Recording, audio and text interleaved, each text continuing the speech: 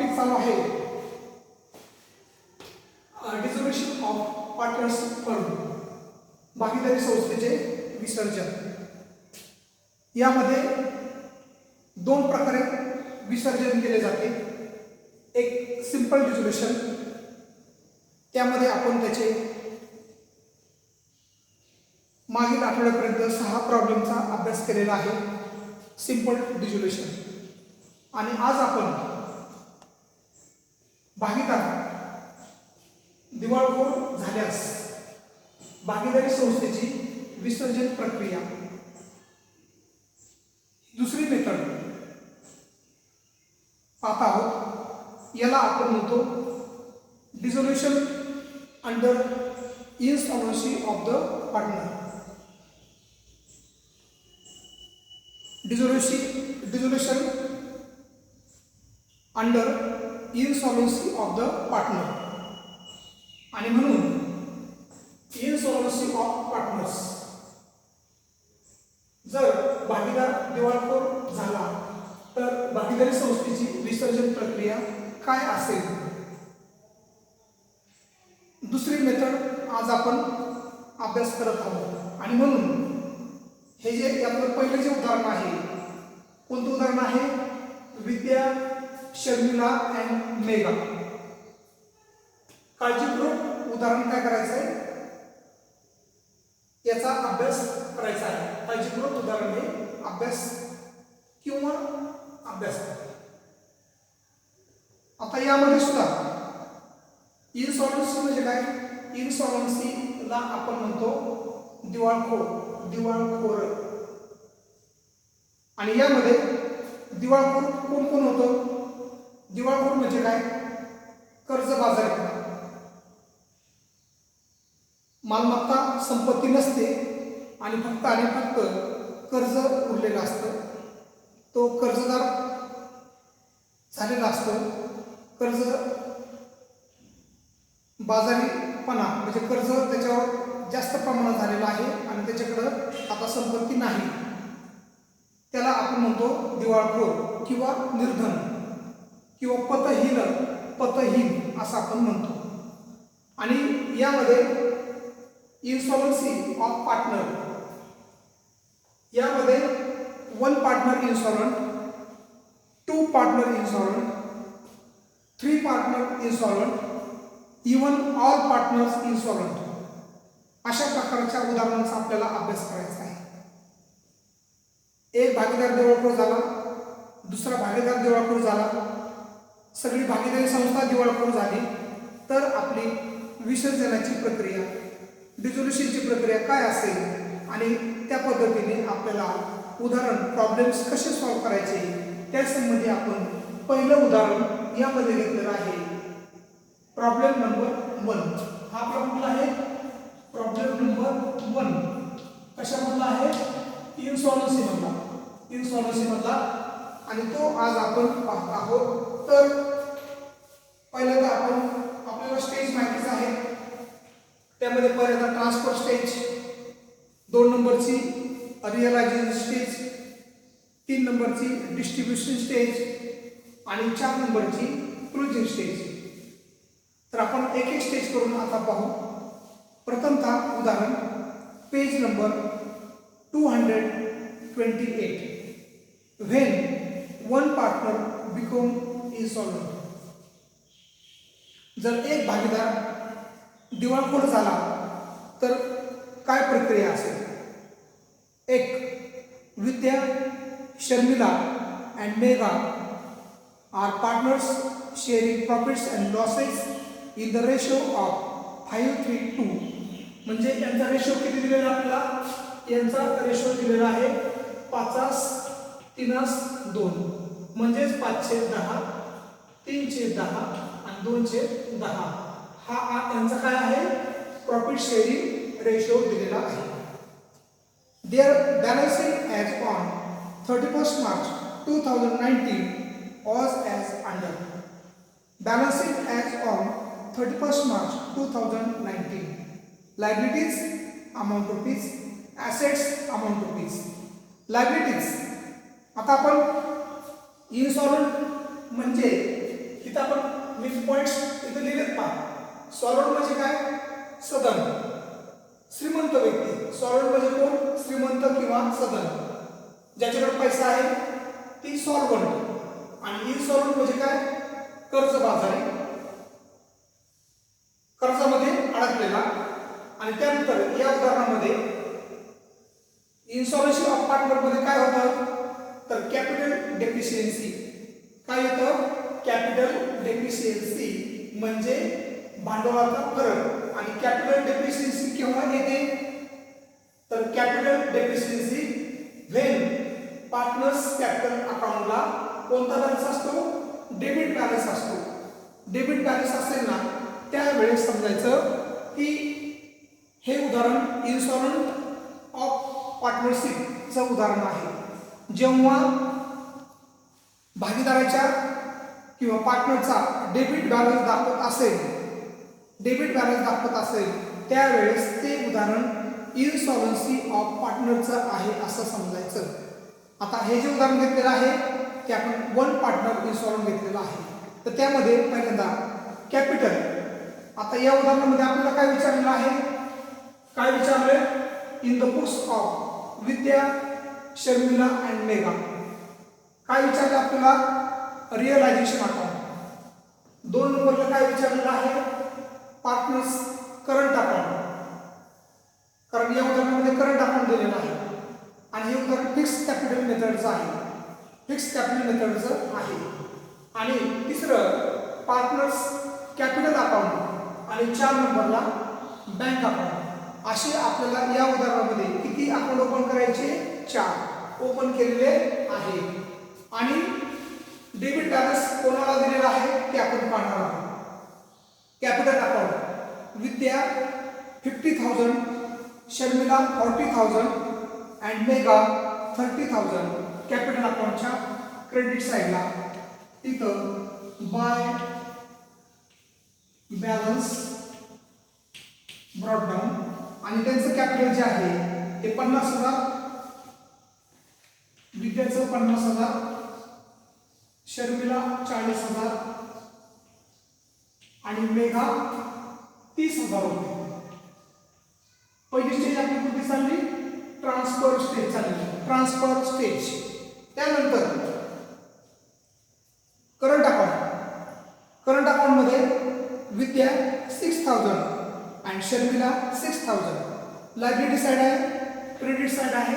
त्यामुळं partners current अकाउंटच्या credit साइडला bye balance brought down. आणि याच्यामध्ये विद्या आणि शर्मिला किती दिलेले आहेत? 6,000 रुपये. 6,000 आणि शर्मिला 6,000. मेघा डॅश. कारण मेघाचा डेबिट बॅलन्स आहे. या उदाहरणामध्ये मेघा इनसॉल्वंट आहे. मेघा काय आहे? इनसॉल्वंट आहे, दिवाळखोर आहे. त्यानंतर sundry creditors and bills payable. Realisation अकाउंटच्या क्रेडिट साइडला बाय सन्ड्री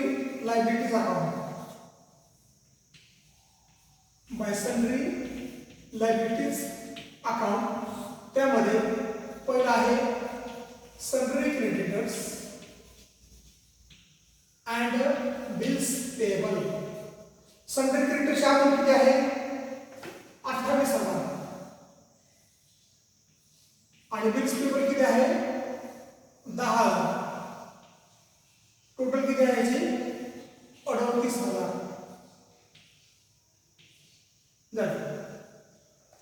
लायबिलिटी साइड संपलेली आहे. आता ॲसेट साइडला सन्ड्री ॲसेट साइडला कोणता बॅलन्स असतो? डेबिट. आणि म्हणून ॲसेट कुठे जातात? रिअलायझेशन अकाउंटच्या डेबिट साइडला टू सन्ड्री ॲसेट अकाउंट.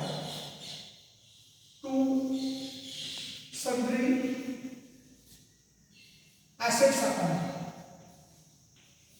आणि किती दिले आपल्याला? म्हणजे विविध प्रकारच्या ॲसेट आपल्याला दिले आहेत 1,28,000. त्याच्यानंतर बँक बॅलन्स किती आहे? 16,000. बँक अकाउंटच्या डेबिट साइडला टू बॅलन्स ब्रॉट डाऊन 16,000.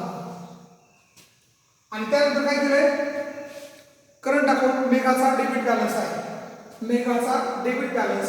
आणि करंट अकाउंटच्या डेबिट साईडला टू बॅलन्स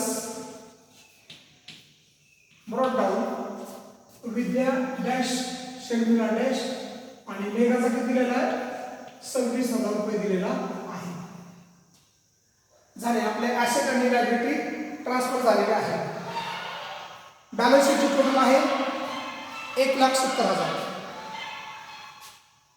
दे डिसाइडेड, त्यांनी ठरवलं, they decided to dissolve the partnership firm on the about date as under. आणि त्यांनी ठरवलं की भागीदारी संस्था खालीलप्रमाणे विसर्जन केलेलं आहे. एक, sundry assets realise at 80% of book value.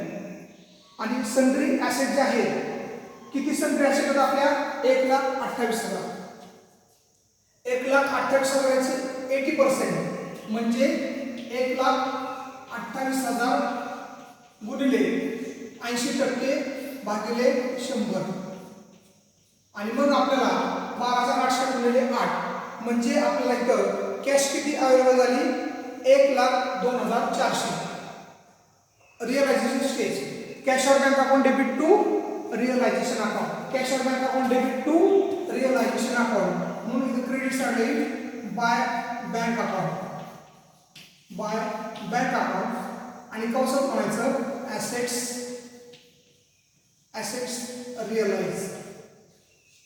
आणि किती आपल्याला आले तर 1,02,400, 1,28,000च्या 80%. मग किती आले, 1,02,400 रुपये एवढी कॅश आपल्याला अवेलेबल झालेली आहे. एवढी कॅश आपल्याला काय झाली, अवेलेबल झाली. Bank account debit to realisation account, bank अकाउंटच्या डेबिट साईडला to realisation account, to realisation account 1,02,400 रुपये. सेकंड ऍडजस्टमेंट, दुसरी adjustment, unrecorded outstanding expenses. Unrecorded outstanding expenses ₹8,000 paid off. म्हणजे आपल्याला जे देणं होतं न दिलेलं, ते देणं आपल्याला 8,000 रुपये द्यायचे आहे. म्हणजे तिसरी स्टेज डिस्ट्रीब्युशन स्टेज. डिस्ट्रीब्युशन स्टेजमध्ये आपण एंट्री काय करतो, realisation account debit to cash or bank account, realisation account debit to cash or bank account, to bank account, to bank account. आणि यामध्ये आता आपण काय केलं, आउटस्टँडिंग एक्सपेन्सेस किती रुपये पेड केले, 8,000. त्याच्यानंतर काय पेड केलं, 3 नंबरला रिअलायझेशन एक्सपेन्सेस अमाउंटेड टू ₹6,000. आणि विसर्जनाचा खर्च किती रुपये आलेला आहे, 6,000 रुपये. त्याचबरोबर 4 नंबरची adjustment, sundry creditors and bills payable were paid for ₹34,000. आणि त्याचबरोबर आउटस्टँडिंग एक्सपेन्सेस 8,000 प्लस याच्याबरोबर आपण काय केले, क्रेडिटर्स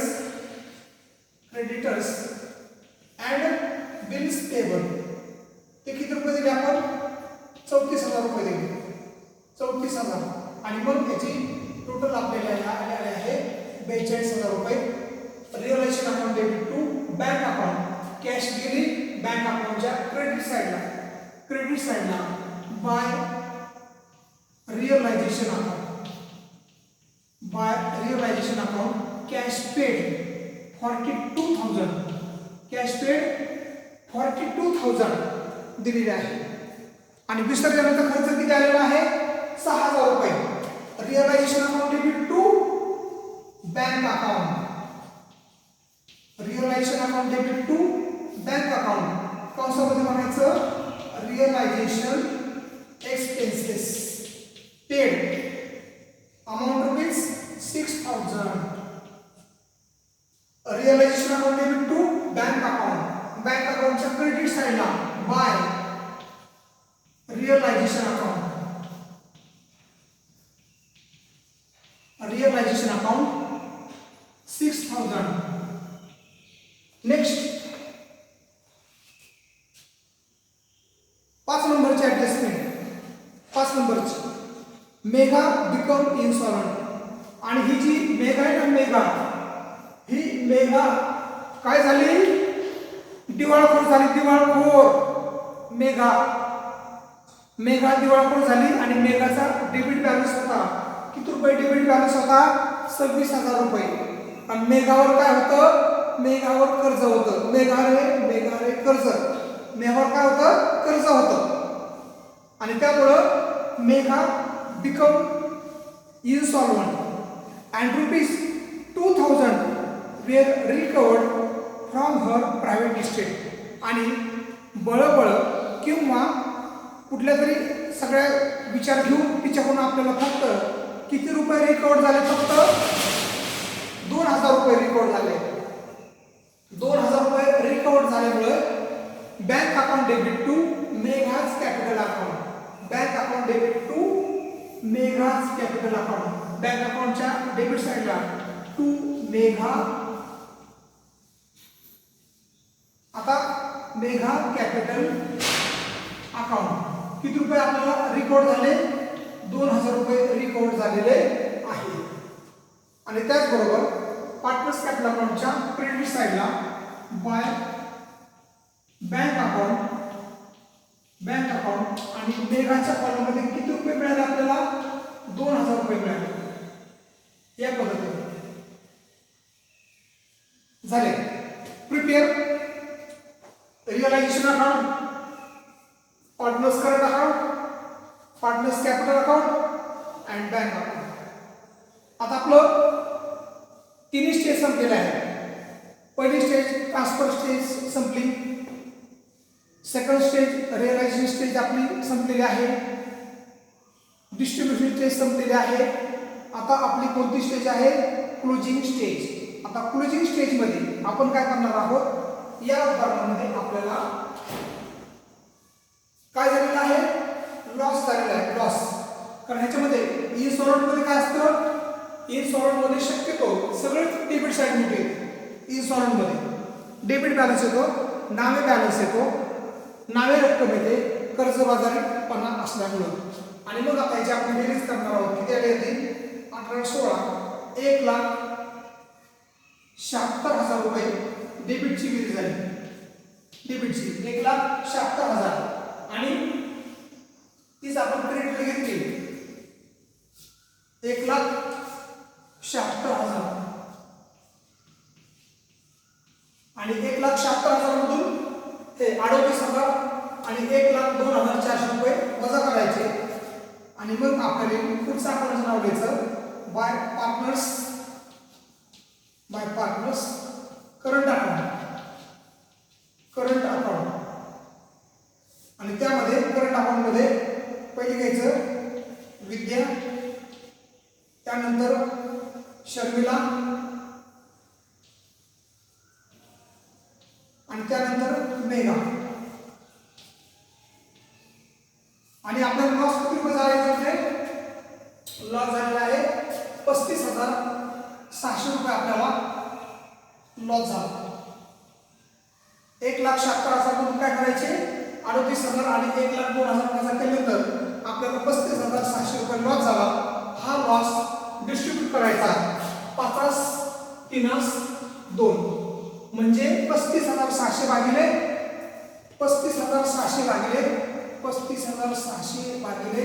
10 म्हणजे 3,560 गुणिले 5, 3,560 गुणिले 3 आणि 3,560 गुणिले 2. आता याचा गुणाकार करा आणि इथं मांडायचा आहे.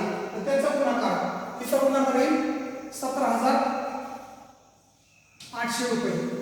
नंतर हिचा 8 10,000 680 रुपये, 10,680 रुपये आणि हिचा 35 दुने 70, 7,120, 7,120. आता हा कुठं आला? हा आलेला आहे क्रेडिट साईडला आला, क्रेडिट साईडला. मग आता पुढे काय होतो? डेबिट साईडला येईल. मग डेबिट साईडला म्हणायचं to realisation account, to realisation account. आणि हा जो लॉस आहे हा लॉस त्यांच्या कॉलममध्ये लिहायचा. विद्या 17,800, शर्मिला 10,680 आणि मेगा 7,120. आता तुम्ही कोणता अकाउंट क्लोज करायचा? 2 नंबरला पार्टनर्स करंट अकाउंट क्लोज करायचा. आणि पार्टनर्स करंट अकाउंट मध्ये आता याची डेबिट साईड कुठे? पार्टनर्स करंट अकाउंट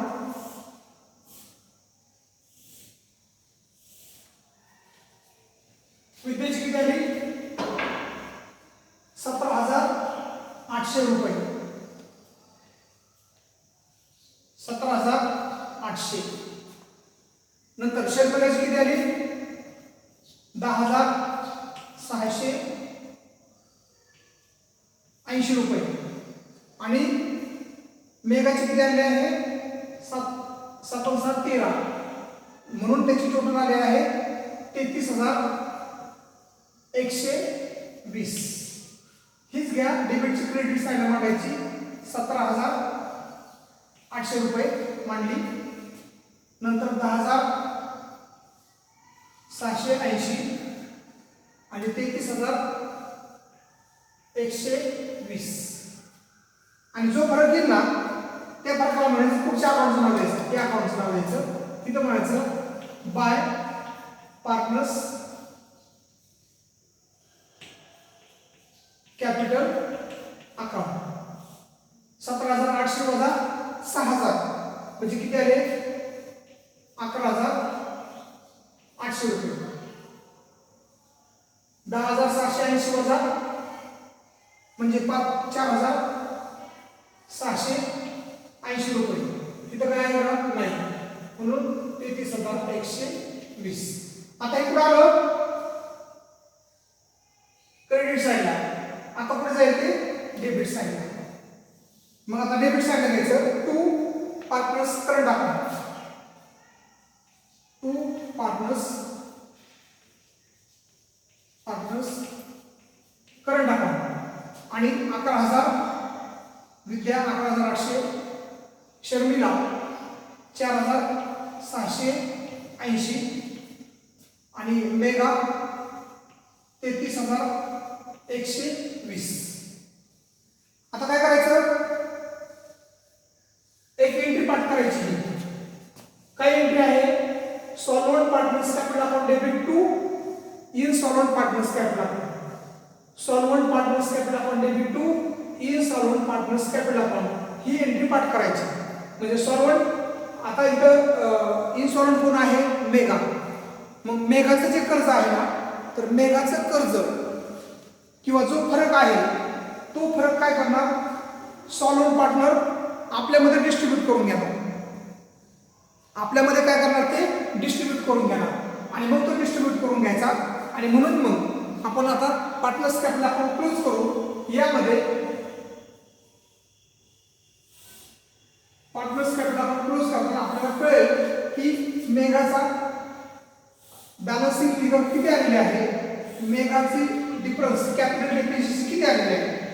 तर मग आता क्रेडिट 50,000, विद्या 50,000, नंतर शर्मिला 40,000.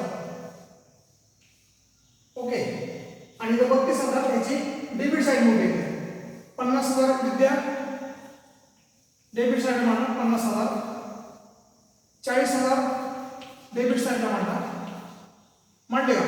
नंतर ह्याची अगोदर हे घ्या 33,120, 33,120 मेगा तीच घ्यायचं 33,120 आणि 33,120 मधून 32,000 वजा केल्यानंतर किती कॅपिटल डेप्रिसिएशन येते?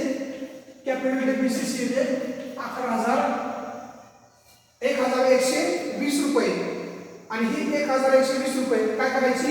या एंट्री प्रमाणे वाटायची. म्हणजे solvent partners capital account debit to insolvent. आणि मग आपण काय केले तिथं वाटप केले का मेगाचा फरक किती आला? 1120 आलेला आहे. 1120 5 असतील वाटायचं 5 3 8 म्हणजे छेद किती आला? 8. 1120 भागिले 1 गुणिले 508 बरोबर किती आले? 700. म्हणजे विद्या किती रुपये घेईल? 700 रुपये तिचं कॅपिटल डेप्रिसिएशन बिअर करेल, सहन करेल.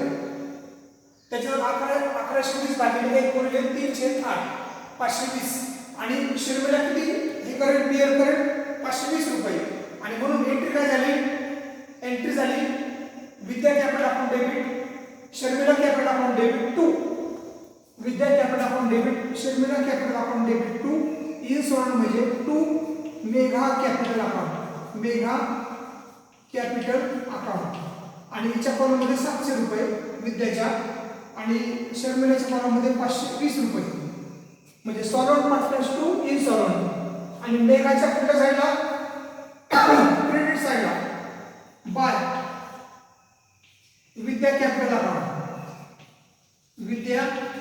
अकाउंट.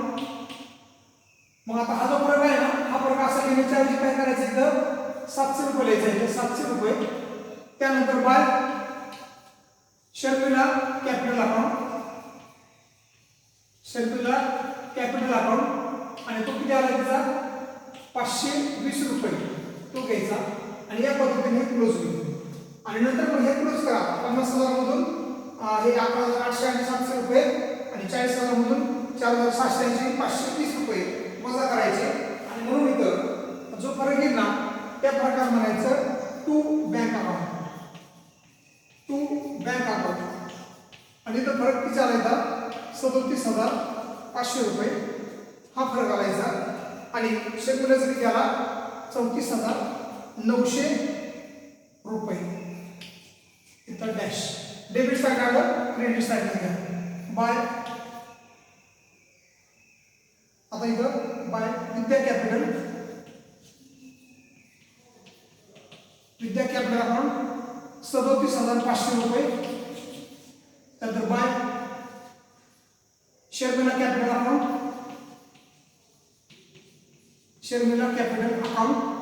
34,900 रुपये. आणि सर्वात शेवटी आपला काय क्लोज झाला पाहिजे? बँक अकाउंट टॅली व्हायला पाहिजे. उत्तर टॅली करा 004 6,410 1 नंतर 1 आणि 2 1,20,400 रुपये. बघू 9 5 14 असा 1 5 7 12 12 6 20 नंतर 3 3 3 6 4 10 20 अक्षर 2 3 3 6 2 8 आणि 4 12 1,20,000 हे आपलं उदाहरण काय झालं? टॅली झालेलं आहे. तर या पद्धतीने आपण कुठलं उदाहरण पाहिलं? इन्सॉल्व्हन्सी ऑफ पार्टनर. मग आता इन्सॉल्व्हन्सी ऑफ पार्टनर मध्ये समजतंय का नाही? इन्सॉल्व्हन्सी ऑफ पार्टनर मध्ये काय करायचं? हे जे उदाहरण आहे हे वन पार्टनर इन्सॉल्व्हन्स आहे. मग यामध्ये पहिल्यांदा काय करणार तुम्ही? इथं पार्टनर्स कॅपिटल अकाउंट क्लोज केल्यानंतर एक एंट्री पार्ट करायची solvent partners capital account debit to insolvent partners capital account. मग इथं एंट्री काय झाली? Vidya capital account debit Sharmila capital account debit to Megha capital account. आणि हे 1120 रुपये आहेत ना त्याबद्दल फरक काढून घ्यायचा 1120 आणि मग तो डिस्ट्रीब्यूट करायचा. आणि 700 रुपये विद्याच्या कॉलममध्ये शर्मिलाच्या कॉलममध्ये 500 partners capital account debit Vidya capital account debit Sharmila capital account debit to Megha. आणि मेगाच्या कुठल्या साईडला? क्रेडिट साईडला बाय विद्या कॅपिटल 700 आणि बाय शर्मिला कॅपिटल अकाउंट 520. आता ह्या उदाहरणामध्ये काय महत्त्वाचं आहे पॉईंट्स मध्ये? ज्याच्याकडे संपत्ती आहे त्याला म्हणायचं सदन. इन्सॉल्वंट म्हणजे काय? कर्ज बाजारीपणा. नंतर त्यानंतर कॅपिटल डेप्रिसिएशन. कॅपिटल डेप्रिसिएशन किती झाली आपली 1120 रुपये. आणि 1120 केव्हा येते? जर कॅपिटल डेप्रिसिएशन केव्हा येते? जर डेबिट बॅलन्स आला तर येते. तर या पद्धतीने भागीदार दिवाळखोर झाल्यास भागीदारी संस्थेची विसर्जन प्रक्रिया आणि उदाहरण शोधण्याची प्रक्रिया काय असते ती आज आपण अभ्यास केलेला आहे. तरी व्हिडिओ व्यवस्थित ऐका. पुस्तकातील सोल्युशन पाहून घ्या. ब्लॅकबोर्डचं सोल्युशन पहा आणि स्वतः जास्तीत जास्त काय करा माहिती का? स्वतः हे उदाहरण काय करा की आपण सेल्फ स्टडी म्हणून काय करायचं आहे? उदाहरण स्वतः समजून घ्यायचं आहे आणि अभ्यास करायचा आहे. तोपर्यंत तुम्हाला अभ्यासासाठी धन्यवाद.